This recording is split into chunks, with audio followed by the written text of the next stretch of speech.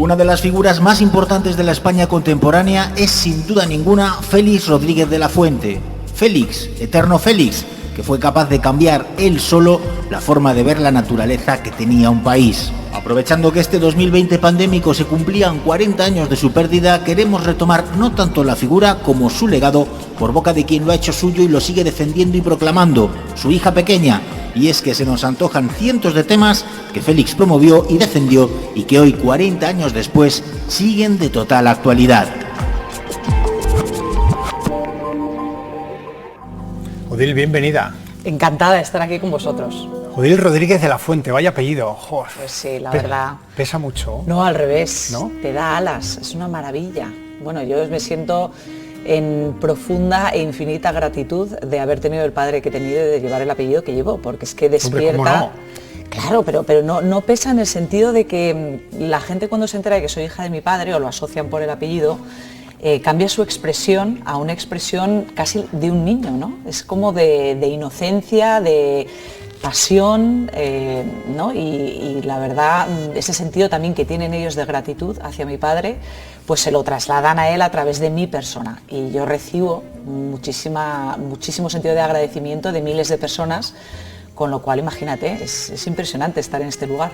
Es que de verdad, lo decía el vídeo con el que hemos abierto, es que entre los personajes de la historia de España contemporánea, sin lugar a dudas, pero vamos, yo creo que nadie en este país dudará de ello, uno de ellos, de los más importantes, es tu padre, es Félix Rodríguez de la Fuente. Sí. Y lo decía también el vídeo de inicio, es que hizo algo que es muy complicado, que es muy difícil. Una sola persona, bueno, con su equipo, pero una sola persona, con el carisma que tenía el tipo que traspasaba, no solamente las pantallas, traspasaba todo, pero una sola persona cambió la manera de entender la naturaleza, la diversidad, el mundo rural de todo un país. Totalmente, bueno, es que consiguió algo que no se ha vuelto a conseguir a nivel planetario, que es convertir a la naturaleza y el amor por la naturaleza y la relación entre el hombre y la tierra en un fenómeno de masas.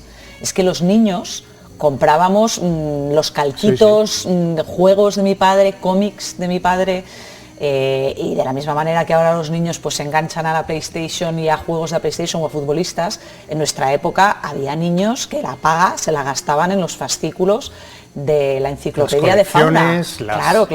Todo. Entonces realmente lo convirtió en un fenómeno de masas, que es justamente lo que necesitamos ahora con la situación de crisis que tenemos tanto climática como de pérdida de biodiversidad, ¿no? Bueno, como somos de la misma generación, nos vamos a entender bien a lo largo de la entrevista, espero que sí. Además, y vamos a charlar un poco de muchas cosas.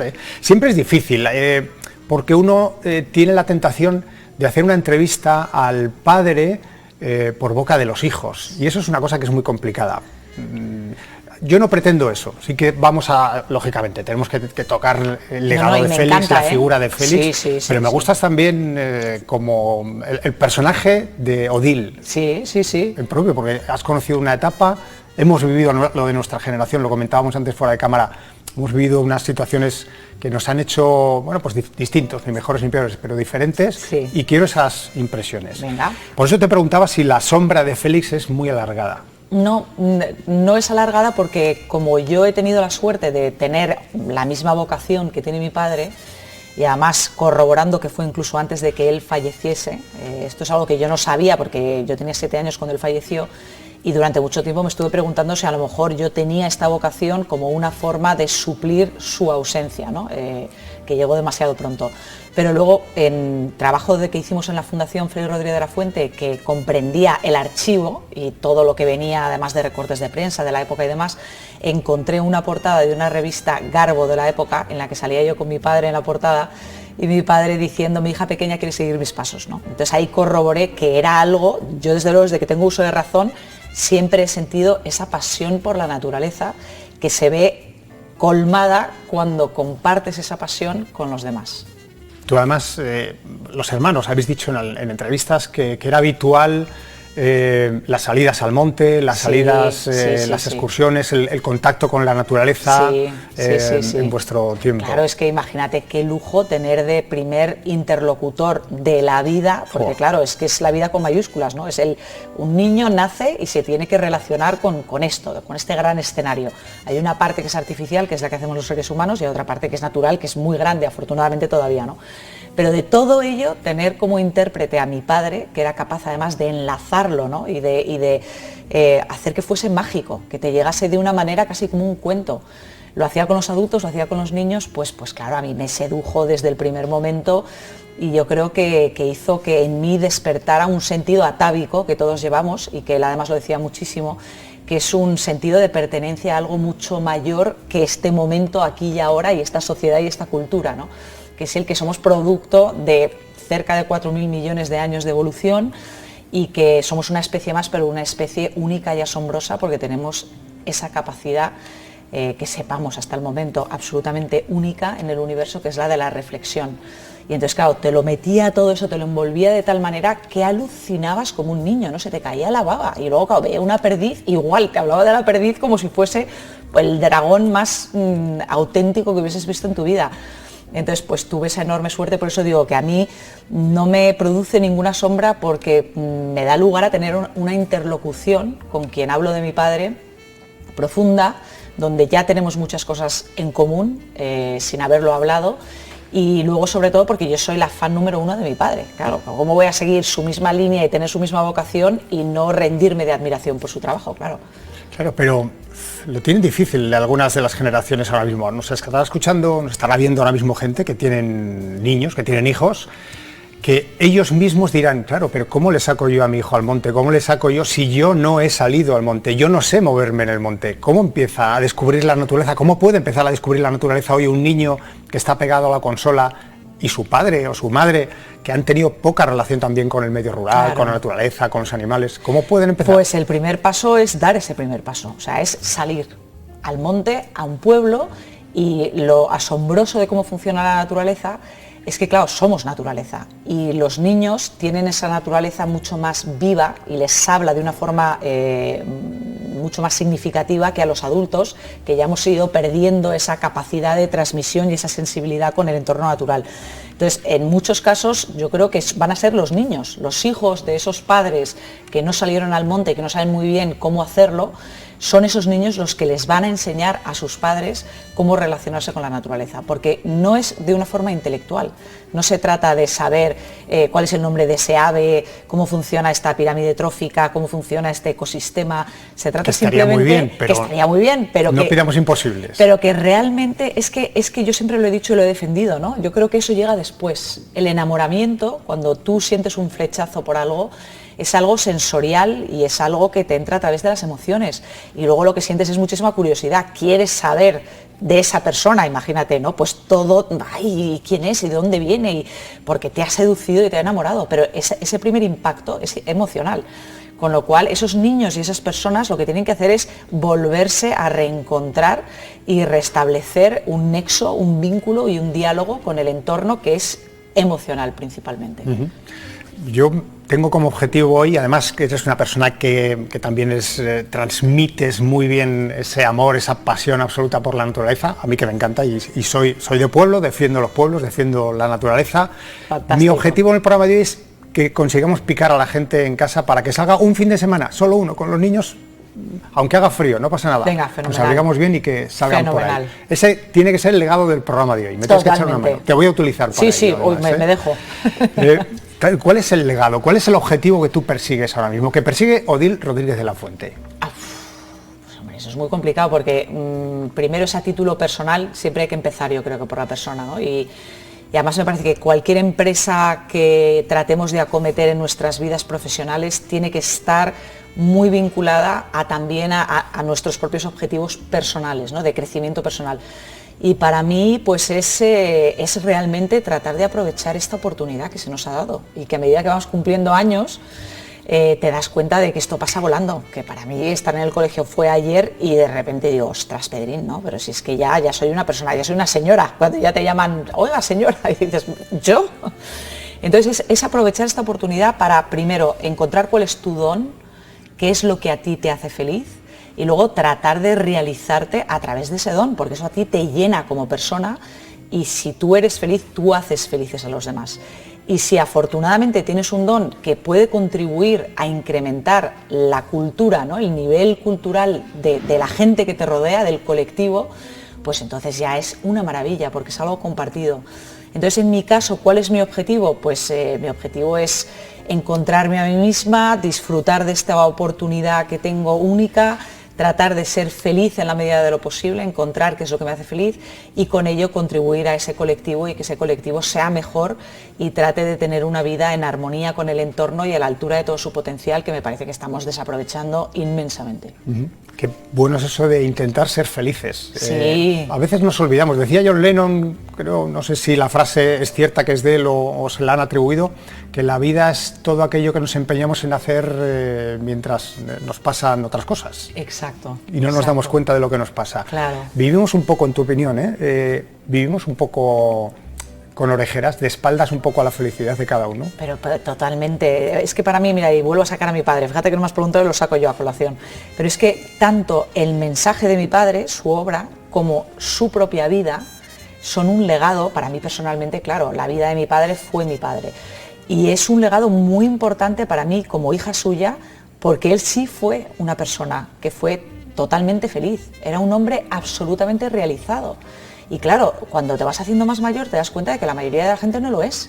La gente, sobre todo, lo que trata de hacer es distraerse, mantenerse ocupado, tratan de llenar ese sentido también como de vacío a través del consumo, a través de yo soy más, tengo más que tú, soy más importante que tú, ¿no? De lo que los demás piensen de ti, ¿no?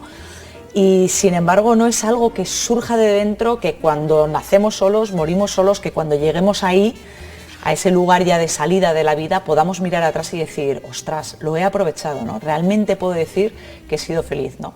Y mi padre sí lo fue absolutamente, y eso para mí es un legado importantísimo, el decir, oye, que no puedes, como decía Santa Teresa de Jesús, me parece que decía ella, vivo sin vivir en mí. No puede ser, ¿no? Hay que vivir dentro de uno y hay que realmente aprovechar esto para lo bueno y para lo malo, porque también las crisis son enormes oportunidades de crecimiento y de darte cuenta dónde no estás haciendo las cosas bien y cómo podrías hacerlas de otra manera. Y estamos en una, además, que no hemos conocido, que apenas se ha vivido muy pocas veces a lo largo de la historia y que precisamente viene de una zoonosis, nos viene de los animales. Yo no sé... ¿Qué tenemos que aprender de una situación como la que tenemos, de una pandemia? Sí, muchísimo, bueno, una barbaridad.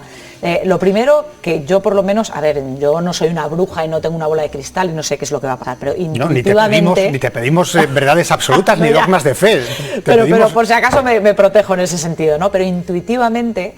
Y con los datos que tengo me da la sensación de que ya la vida no va a volver a ser como era hace, ponte, 15 años. Es decir, que esto es una crisis que es el comienzo de... Esto solamente le estamos viendo las orejas al lobo, aunque mal dicho, porque el lobo, te puedes imaginar que soy... Luego te voy a preguntar, ¿no?, por el lobo luego también. Pero bueno, pero que esto está poniendo un poco patas arriba lo que dábamos por hecho que nadie lo podía mover. O sea, esto es como una enorme arquitectura socioeconómica, es esta gran maquinaria que se ha venido haciendo desde muchos años atrás, parecía absolutamente inamovible. Entonces yo creo que en primer lugar lo que esta crisis nos hace ver es que somos muy vulnerables, que hemos construido un castillo de naipes, pero como bien indica la palabra castillo de naipes, quitas dos cartas de abajo y se desmorona, ¿no? Es decir, hemos construido muy hacia lo vistoso, hacia arriba, pero en el fondo no somos resilientes. ¿Qué quiere decir eso? Pues básicamente que no somos resistentes ante las adversidades.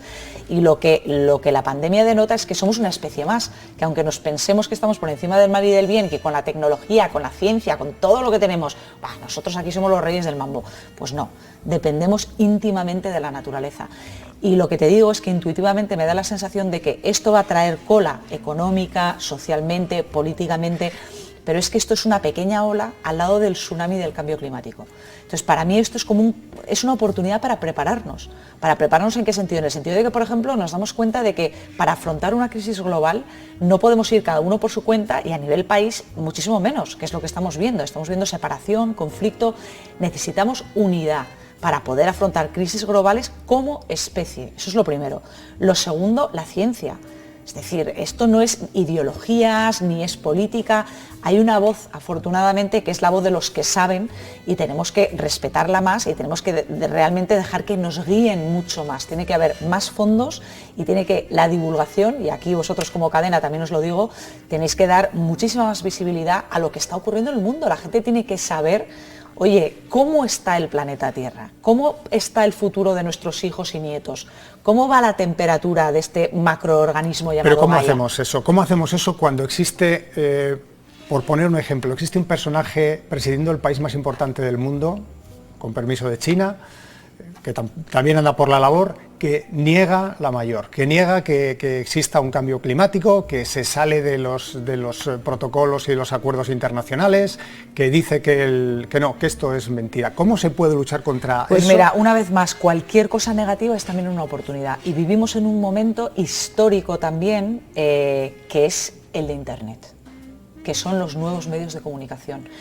Yo creo que estamos en un momento en el que no hacen tanto falta liderazgos como en época de mi padre, por ejemplo. Me han preguntado muchas veces que si necesitamos otro Félix Rodríguez de la Fuente. Y yo digo, bueno, primero es que no puede haber otro Félix Rodríguez de la Fuente, eso es irrepetible absolutamente. Pero sí estamos un poco huérfanos de divulgadores. Sí, eso es verdad, pero yo estoy convencida que hay más, pero de diferentes maneras y que cubren diferentes nichos. Es decir, ahora estamos muy atomizados, pero eso yo lo veo también en positivo, ¿no? Estamos empoderando cada vez más a la ciudadanía, porque si un presidente de Estados Unidos no se lo cree, pues luego podemos ver que muchos de los estados que conforman Estados Unidos están haciendo la guerra por su cuenta y sí que están comprometiéndose con el Acuerdo de París, sí que están llevando a cabo medidas de reducción de emisión de gases de efecto invernadero, planteándose objetivos a largo plazo y luego sobre todo que tú te puedes informar a través de Internet. Es verdad que los grandes medios de comunicación que todavía sigue viendo la gente, la televisión y la radio, yo creo que tienen que empezar a hablar mucho más. O sea, yo incluso propongo que las noticias,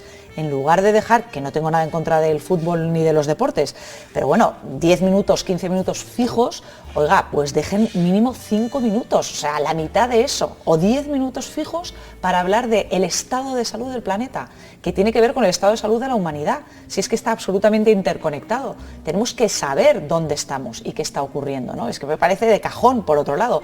Y con eso luego ya la gente, a nada que tenga una mínima noción de unos términos científicos que tampoco son tan complicados, porque da mucho miedo la ciencia, pero mi padre nos hizo ver que no es tan complicada, que muchas veces los científicos hablan desde un lugar que les cuesta mucho rebajar el lenguaje porque otros colegas suyos les van a juzgar y van a decir, divulgar quiere decir vulgarizar, ¿no? Que no están haciéndole realmente a la ciencia, no están hablando de ella como se debe de hablar. Bueno, eso es mentira. Todo se puede entender de la ciencia, hasta la física cuántica, que es dificilísimo, pero si eres un buen divulgador, si realmente utilizas el lenguaje preciso, puedes hacer llegar absolutamente todo a la gente y a la audiencia. Y si la gente no lo pilla, no es problema de la gente, es problema del divulgador, que no es un buen divulgador. Vulgarizar además tiene una acepción, tiene una procedencia que es muy bonita, que es hacer accesible al vulgo, claro, es decir, al pueblo. Claro. No es rebajar. Exacto. Termino con el tema del medio ambiente porque quiero más cosas, pero vale. Escuchaba a una bióloga, tú eres bióloga además, sí, en algún programa de televisión decir, estamos muy equivocados, estamos pensando que esto del cambio climático va a acabar con la Tierra. No, la Tierra se va a adaptar, sabe adaptarse y va a seguir adelante. Los que vamos a extinguirnos somos nosotros y es lo que no estamos teniendo en cuenta, ¿no? Totalmente. Bueno, de hecho yo he utilizado muchísimo esa figura, pero sobre todo porque creo que tenemos un problema, la humanidad, de perspectiva y de arrogancia, que es gran parte del problema que tenemos, ¿no? Es decir, el bajarnos un poquito del pedestal y el darnos cuenta que no se trata tanto de salvar a la naturaleza, porque la naturaleza ya ha sufrido otras 5 grandes extinciones masivas, desaparecieron los dinosaurios y se ha recompuesto y ha sido capaz, porque el pálpito de la vida es algo que no logramos entender todavía desde el mundo de la ciencia. ¿Qué es la vida? Esa pregunta la han atendido desde físicos a biólogos y realmente no lo sabemos todavía a día de hoy, pero lo que sí sabemos es que es un impulso enormemente creativo y que va a volver a surgir otra forma de vida y otro tipo de equilibrio sin los seres humanos probablemente, que sufriremos y probablemente desapareceremos, con lo cual no se trata de que nosotros salvemos a la naturaleza. Yo muchas veces lo cambio y digo, no, se trata de dejar que la naturaleza nos salve a nosotros. Es todo lo contrario, es permitir que la naturaleza entre en tu vida, porque no solamente se trata ya de los servicios ecosistémicos, es decir, de poder respirar oxígeno, de poder mantener las temperaturas idóneas para poder desarrollarnos como especie, de tener tierra fértil, de tener agua que podamos beber, de tener comida. O sea, no se trata solamente de lo básico, sino para nuestro propio ánimo, para nuestra propia identidad, para saber quiénes somos, para nuestra propia felicidad. Es absolutamente indispensable sentirnos parte de todo esto que nos rodea. Y ese sentido de vacío vacío que tenemos casi todos está muy vinculado a la disociación que hizo el ser humano de la naturaleza, sobre todo más o menos a principios del Neolítico, que es cuando empieza a domesticar a las plantas y a los animales. Ahí es donde se rompe ese vínculo y donde el ser humano comienza a ser una criatura cada vez más patológica en muchísimos sentidos, porque se desnaturaliza y rompe ese vínculo de unión con su propia identidad, con lo que es realmente, que es una parte más de la naturaleza. Bien, luego es interesante. Hablabas ahora mismo de un tema que está de actualidad. Has tocado el tema de los recursos naturales, entre ellos el agua. Es que en estos días empieza a cotizar en el mercado de futuros de Nueva York el agua. No estamos hablando de materias primas que pueden ser más o menos necesarias, estamos hablando de un bien de primera necesidad. Totalmente. A mí esto me da pánico, lo digo sinceramente. Pánico. Es que no nos damos cuenta hasta qué punto las cosas que damos por sentadas, hasta tal punto las damos por sentadas que dentro de la economía se consideran externalidades. ¿Qué quiere decir externalidad? Quiere decir un coste que no computas, ¿no? Dices, no, bueno, esto no cuesta nada. ¿Por qué? Porque está ahí. Pero sí que cuesta, porque claro, si tú estás generando un impacto en el medio ambiente, quizá tú como petrolera no te cueste nada para sacar el petróleo, pero las generaciones futuras van a tener que pagar ese impacto porque eso tiene consecuencias. Pero todas estas consecuencias se llaman externalidades en la economía, es decir, en lo que nosotros utilizamos para relacionarnos con la materia y con lo que nos rodea. Hasta ese punto damos por hecho que es esto ahí. Y no está ahí, y va a suponer un enorme coste si nos vamos cargando la biodiversidad y la capacidad de los ecosistemas de brindarnos esos servicios como es el agua. Y simplemente por dar un ejemplo, es que, claro, nuestro punto de referencia va siendo cada vez menor, porque nosotros hemos crecido con ríos de los que ya no puedes beber. Pero hay que tener en cuenta que el Tajo, el Duero, el Ebro, todos ellos eran ríos en los que se podía beber, se debería de poder beber, donde el río llega al mar, ¿no? En la desembocadura. O sea, tendría que ser agua pura y limpia, y no lo es por nosotros, pero hemos perdido hasta tal punto la referencia de lo que debe de ser, fíjate, ¿no? De referencias. Luego volveré al tema de la naturaleza, de los ecosistemas, del animalistas, de la ecología, hablaremos también más adelante, pero voy a retomar un poco la figura de Félix, porque sé que esta pregunta te la habrán hecho 200 millones de veces. Es lógica además, ¿no? Nosotros veíamos, y a lo mejor hay también que explicar a los espectadores que la gente que sale o que salimos en televisión no es tal cual 100% eres tú en tu vida normal, no puede serlo. Hay un personaje que puede ser más cercano o más lejano a tu persona normal que te creas para la televisión. Félix tenía el suyo, supongo, lo que no sé si era tan lejano o no de la realidad pues mira, que vivíais yo la vosotros. verdad es que quizá porque lo veía con el prisma de una niña, y encima de una niña que yo era su hija, y las niñas siempre endiosan a sus padres, te puedes imaginar, no sé, o sea, que es decir, que probablemente no sea objetiva, pero a lo largo del tiempo habrás visto los programas, habrás revisto... Bueno, lo que he hablado con mi madre, lo que he hablado también con amigos, que les he entrevistado, y me cuenta, todo el mundo me cuenta que era exactamente igual. Y yo creo que uno de los test que podemos hacer de esa veracidad era que es de los pocos comunicadores que hemos tenido en medios de comunicación que no utilizaba guión. No se llevaba nunca apuntes, ni una percha, ningún tipo de guión, improvisaba 100% lo que hacía. Primero en la serie en blanco y negro que hacía previa al Hombre y la Tierra, donde él estaba con un puntero, ¿no? Y ahí pues señalaba... Y luego todos sus programas de radio, que hay más de 300 horas grabadas, no se llevaba nada, era totalmente improvisado, y hablaba de lo divino y de lo humano. Y entonces él despegaba y aterrizaba perfectamente, y cuando se acababa, muchísimos de ellos además en directo, en riguroso directo, y improvisaba, es decir, que era él totalmente. Y yo creo que también el cometer errores, el ser tú, ¿no? el tirarte sin red, y el emprender un viaje que no sabes muy bien lo que va a pasar, y además es un viaje en el que te acompaña la audiencia, porque él mismo decía, de forma un poco esotérica también, que es mi propio Burgos, ¿no? Que él percibía la energía de su audiencia, que él sentía que eso era una cosa que estaban haciendo colectivamente, que él hablaba en boca de su audiencia, y que él sentía eso, no sabía de lo que iba a hablar, y boom, ahí quedaba, ¿no? Y ahí iba.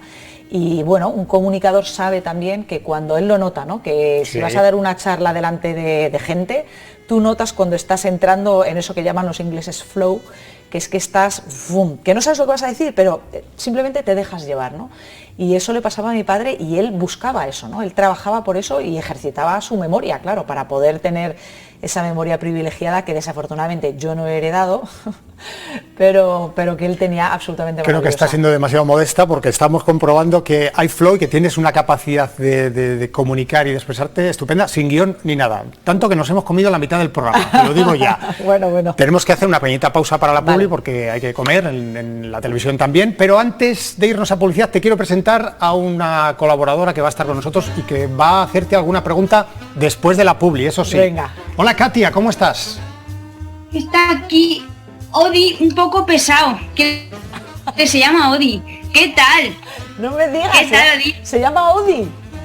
Odi, Audi no, es un coche eso. Odi, Sí, Odi como yo, pero solo que yo con L Claro. al final.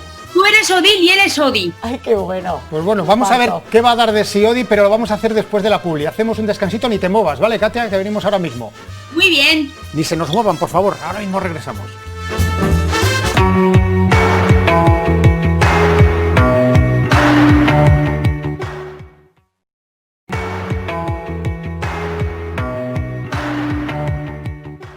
Estamos en la sala, es viernes, estamos charlando con Odil Rodríguez de la Fuente y ya sabes que te habíamos presentado a nuestra agente Katia, que cada vez que interviene en el programa pasan cosas Extrañas. peculiares. Bueno, no sé si extrañas, peculiares sí, desde luego, muy peculiares, de las cuales siempre digo que no nos hacemos responsables, Katia. Aquí, adelante tú sola.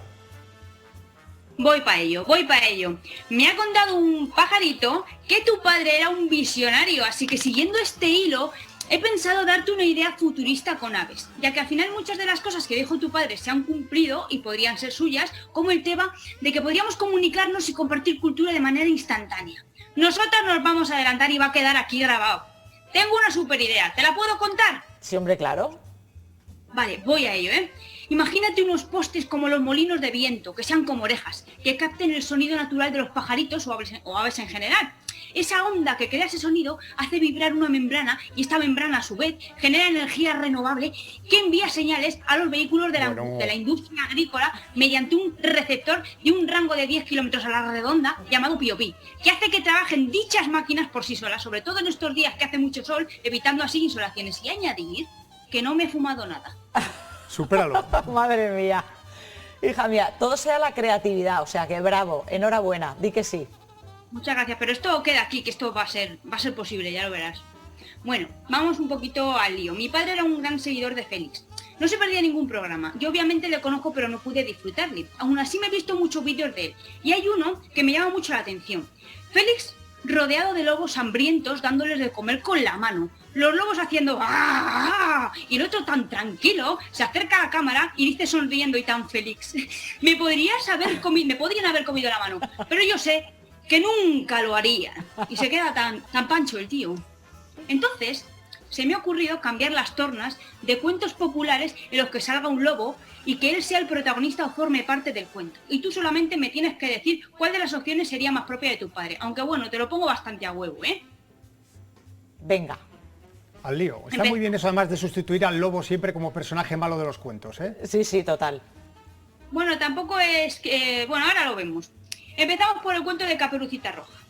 Caperucita Félix se encuentra con el lobo y le pregunta: ¿dónde vas, Caperucita? ¿Dónde vas tú tan bonita? Caperucita Félix, ¿qué le contestaría?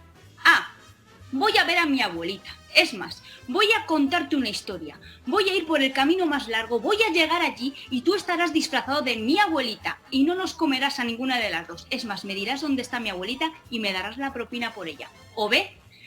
Anda, ahora los lobos hablan. Pues verás, voy a ver a mi abuelita. ¿Qué camino me recomiendas? Me gusta hablar y escuchar a los lobos.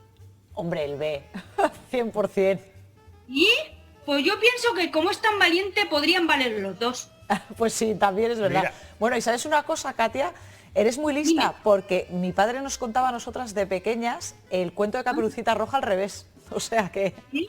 muy aguda, sí, sí, sí, sí. ¡Qué guay! Sí. Pues vamos a pasar por el siguiente, a ver si también tu padre te lo contaba. El lobo y los 7 cabritillos. Érase una vez una mamá que se fue a buscar comida para sus 7 hijos y les dijo que tuvieran cuidado con el lobo, que no abriesen la puerta a nadie. De repente llaman a la puerta y ese sujeto les dice a los cabritillos que su madre. Los cabritillos dicen que les muestre la patita por debajo de la puerta a ver si son blancas. Y los cabritillos no se lo creen. Ese sujeto vuelve una segunda vez con las patas blancas de harina, intentando engañarles. Entonces, ¿qué pasa? A. ¿Se lo creen y abren la puerta? B. Félix no vio las patitas, vio las orejas al lobo y se encabrita. Y directamente abre la puerta y le suelta al lobo. Si tienes hambre, solo tienes que pedírmelo, hijo mío. ¿Qué necesidad tienes de comernos si te lo puedo dar yo con la mano? Y se hacen amigos y son felices para siempre. Llega la madre, tienen la fiesta montada, la casa llena de harina supuestamente, de harina, de las patas del lobo, pero eso sí, con mascarilla y siendo 9 con la madre, que encima cumplen el aforo de estas navidades. Bueno, me lo estás poniendo facilísimo, ¿eh? Estás poniendo facilísimo. Tampoco me he fumado nada. El B. El B, por supuesto, Claro. por supuesto. Y tengo un tercer cuento. Venga. El de los 3 cerditos, que este es cortito. Los 3 cerditos hacen una casa cada uno, ¿sabes? Vamos, para que no se les coma a nadie. El pequeño la hace de paja, el mediano de madera y el mayor, que es Félix, ¿de qué la haría? Pues no la hace, una quechua y arreando que gerundio, o B, una de ladrillo con guardaespaldas y un sistema de catapultas que se activa cuando el lobo llama a la puerta. Por favor. Ahí tienes. No, el A. Era, claro que sí, claro que sí. Bueno, me quiero despedir de ti. Le hayamos conocido o no a algunas personas, todos y todas sabemos que tu padre fue un valiente y un icono. Así que te agradecemos que tú mantengas su espíritu vivo. Y, colorín colorado, mi sección se ha acabado. Muy bien. Gracias, Katia y Hasta la Odi. semana que viene, Gracias. ¡Mua! Mua.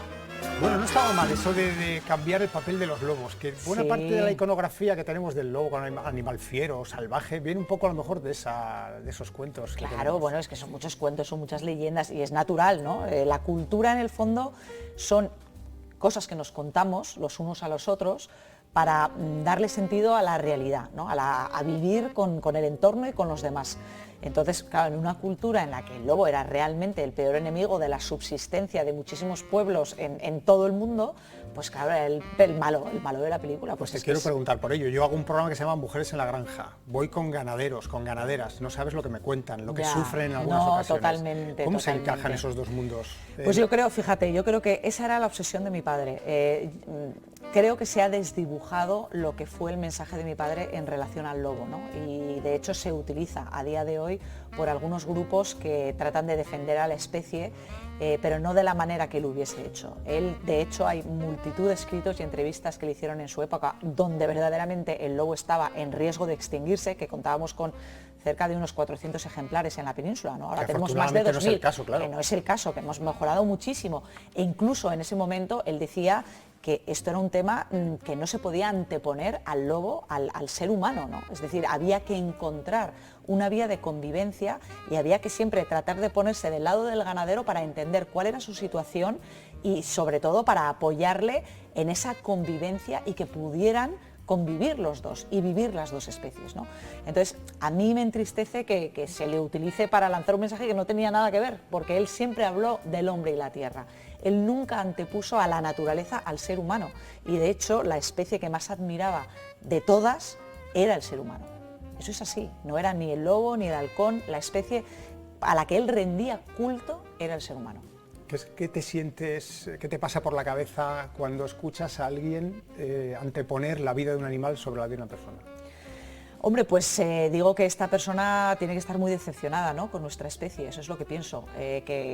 Por eso te digo que antes de emprender nada profesional en tu vida, tienes que primero trabajarte a ti mismo, porque desafortunadamente, no ya en el movimiento ecologista, sino en todos los movimientos, istas y los políticos ya ni te cuento, tiene mucho más que ver con las carencias de la persona y cómo proyectan sus problemas, sus carencias, sus conflictos, sus traumas hacia el exterior, que no tienen tanto que ver con lo que realmente hay que hacer o con lo que está ocurriendo ahí fuera y tiene mucho más que ver con cómo están ellos en el mundo, ¿no? Entonces yo creo que para emprender y realmente defender la naturaleza, cómo se debe hacerlo, una persona tiene que estar bien, ¿no? Y no proyectar sus historias y sus decepciones y sus carencias a través de la defensa de una especie o de la naturaleza, porque ahí no vamos bien. Y menos odio con un semejante, eso es... No, es que suena muy fuerte, totalmente, sí. Animalistas, ecologistas, naturalistas, hay muchos istas, y alguna vez creo que te he leído también, preparando la entrevista, que has hablado del el ecologismo urbanita, y aludías a una expresión que me ha gustado mucho. El ecologismo urbanita a veces arrincona el medio rural, arrincona a los pueblos, a ese mundo que es necesario y que tanto ha cuidado el medio ambiente, que ha sido, y que no nos estamos dando cuenta a veces de que no es tanto ese ecologismo urbanita como favorecer Pues mira, recurriendo una vez más a mi padre era un niño de pueblo, y además a él le encantaba decir y defender que era un niño de pueblo, y sus primeros profesores de naturaleza fueron cazadores. Él de hecho habla de mi primer profesor de ornitología, que le llevó a hacer caza de reclamo con perdiz, ¿no? Y luego, bueno, pues pastores, era gente de campo y gente del pueblo, los primeros que interpretaron esa naturaleza por él. Y mira lo que salió de allí, ¿no? Salió un Félix Rodríguez de la Fuente, con lo cual él mismo defendía y fue un firme defensor del mundo rural. Se daba cuenta, como parte de ese mundo rural, que había muchas cosas que había que cambiar, como en todo, ¿no? Como en todo. Existía la Junta de Extinción de Animales Dañinos en la época de mi padre. Afortunadamente eso es algo que cambió. Pero también había muchas cosas que eran fruto era un acervo cultural que se había ido acumulando a lo largo de cientos y miles de años de una convivencia muy estrecha con el medio, con lo cual hay un valor empírico también en esa sabiduría, en ese saber hacer de agricultores, de ganaderos, que tiene valor incluso científico, y que ahora hay muchos científicos que dicen, oye, la etnobotánica, ¿no? el conocimiento de los pueblos indígenas en todos los lugares del mundo que tienen de las plantas y de su medio tiene un enorme valor. Entonces hay que apreciar también ese trabajo, como dices tú, que han hecho como custodios de su territorio, como gestores de su territorio, que nos han legado lo que hoy protegemos como espacios naturales, parques nacionales, parques naturales. Hay que revalorizar y sobre todo dignificar, ¿no? Yo muchas veces digo que el mundo rural se tiene que vanagloriar un poco más de ser rurales, que desafortunadamente en España en esa época de la emigración se miraba un poco condescendientemente desde la ciudad al paleto de pueblo, ¿no? Y todo lo contrario. Se queda en el pueblo es porque no ha sido capaz de salir de ahí. Y hoy día yo creo que son los héroes, ¿no? Que es la gente que decide, porque pueden irse a una ciudad y dice no, y jóvenes que también están volviendo ahora de los pueblos a las ciudades y dicen no, yo apuesto por otro tipo de vida, una vida más lenta, una vida en la que me siento más acompañado, este tipo de vida de la que hemos hablado, ¿no? Vivir realmente en ti, no esta distracción a la que estamos sometidos en las ciudades. Y entonces me parece que ahí se lo tiene que hacer mirar un poco el ecologismo urbanita más cerval, que piensa que lo que mejor le puede pasar a la naturaleza es que desaparezca el ser humano. Ahí se reduce todo y se resume todo. Y hay una postura que es así, de ese ecologismo radical, ¿no? Que dice que somos lo peor que le ha pasado a la naturaleza y que si desaparecemos, oye, bienvenido sea. Yo creo que tendría que hacérselo mirar. Y desde luego ya la actitud que puedan tener hacia los pueblos, bueno, pues imagínate, ¿no? Y me parece que es un craso error. Te voy a preguntar por dos figuras. Una de ellas, quiero tu opinión personal, no, repito, esto no es un dogma de fe, ni tiene por qué convencerle a nadie, pero quiero que me digas, ¿qué te parece a ti Greta Thunberg? Bueno, pues esto no es la primera vez que me preguntan, ¿no? ¿Y qué opino? Pues por un lado yo seguía a Greta mucho antes de que saliera a la palestra. Y en su día ya, cuando empezaba a hacer la huelga delante de su colegio y tal, bueno, delante del ayuntamiento me parece que era, ¿no? O del Congreso, no sé muy bien dónde se sentaba, pero dejaba de ir al colegio. Me pareció muy meritorio que una niña tuviese también como ese criterio, ¿no? De decir, oye, es que ponerse en pie, ¿no? Por el planeta y decir, adultos, aquí qué está pasando, ¿no? Aquí estamos tan distraídos con cosas que no tienen tanta importancia y sin embargo con esto que sí que lo tiene, me pareció que tenía un enorme mérito. Ahora bien, todo lo que ha ido pasando después me parece que se ha convertido en una especie de muñeco roto. A mí me da mucho miedo el tema de la popularidad, del uso de los medios de comunicación, porque desdibujan algo que en inicio puede ser algo meritorio, bonito, y que claro, ya dejó de ir al colegio durante no sé cuánto tiempo, ya no fueron las huelgas, sino que se ha tomado un año sabático, no sé cuánto tiempo, y yo creo que lo que yo le diría es, chica, toda la razón, pero si tan preocupada estás, lo primero que tienes que hacer es formarte. Eso es lo más importante que tienes que hacer ahora, ¿no? Es formarte y ver cómo tú puedes contribuir aprendiendo, cargando, que es lo que tienen que hacer los jóvenes, ¿no? De información para desarrollar aún más ese criterio y para poder hacer presión desde donde sea. Pero sé joven también, ¿no? No dejes que te roben de la juventud y de esa inocencia propia de la juventud, que eso te carga las pilas para afrontar luego la edad adulta, ¿no? Esa es una figura, pero te voy a preguntar por otra también mucho más cercana y que no suele salir habitualmente tampoco en las entrevistas, a lo mejor un poco eclipsada por la figura de tu padre. Y hablo de tu madre. Siempre que hay una persona con una potencia tal como la que tenía Félix, tiene que haber alguien al lado inteligentísimo, cultural y emocionalmente, para saber convivir al lado de esa persona. Totalmente. ¿Cómo era tu madre? ¿Qué papel jugó tu madre? Bueno, mi madre, y además persona que la conoce, persona que se queda... Absolutamente, yo es que, claro, digo que me siento enormemente orgullosa de ser hija de mi padre, pero de mi madre también. Es que los dos eran dos personajes de una potencia impresionante. Claro, pero siempre que se habla contigo, siempre que sale sí, Félix, es lo natural, sale solo Félix. claro, es lo natural, pero bueno, mi padre la llamaba la mujer fuerte de la Biblia, fíjate. Y mi abuela, tú imaginas también qué categoría, porque mi abuela también era otra mujer, la madre de mi padre, que apenas se habla de ella. Mi abuela era una mujer de una categoría. De hecho, mi madre y mi abuela eran uña y carne, que no suele ser lo normal, ¿no? Con la suegra, pues uña y carne. Tú fíjate qué categoría de mujer, que cuando muere mi padre, su único hijo varón, ¿no? Porque luego está mi tía Mercedes, que es la niña, que tenía 10 años menos que mi padre. Mi abuela le dio un abrazo a mi madre y le dijo: menos mal que no has sido tú. O sea, imagínate qué categoría hay que tener para decirle eso a mi madre. Pues eso, mujeres de una generosidad, de una sabiduría natural, de una...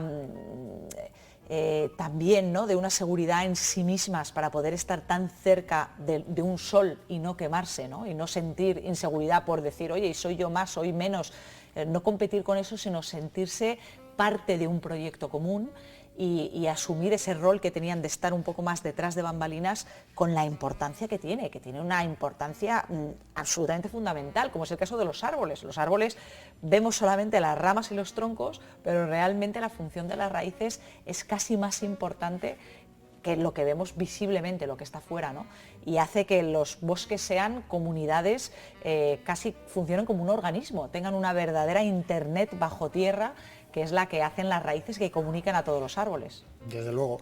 Se nos acaba el tiempo. Ya. Es una pena, es una pena de verdad cuando puedes charlar así tan... Y no he hecho la mitad de las preguntas que tenía preparadas, eso es buena señal de que buena charla. Bueno. Creo que además se ha estado reponiendo en la 2 de Televisión Española, El hombre y la tierra. Sí. Técnicamente, pues desde luego, acostumbrados, sobre todo las generaciones digitales, acostumbrados a la alta definición, al HD, al 4K, nos va a llamar mucho la atención, pero sin embargo yo creo, y como nos proponíamos un objetivo al inicio del programa, que era poner esa semillita en los papás urbanitas a que recuperemos el campo, puede ser un buen inicio, ¿no? Claro, yo creo que puede ser un buen inicio, y también invito a los padres que a través de internet se metan en la página web de Radio Televisión Española y se bajen los podcasts de Radio Nacional, que eso sí que son totalmente atemporales y parece que te está hablando hoy de temas que son de futuro, ¿eh?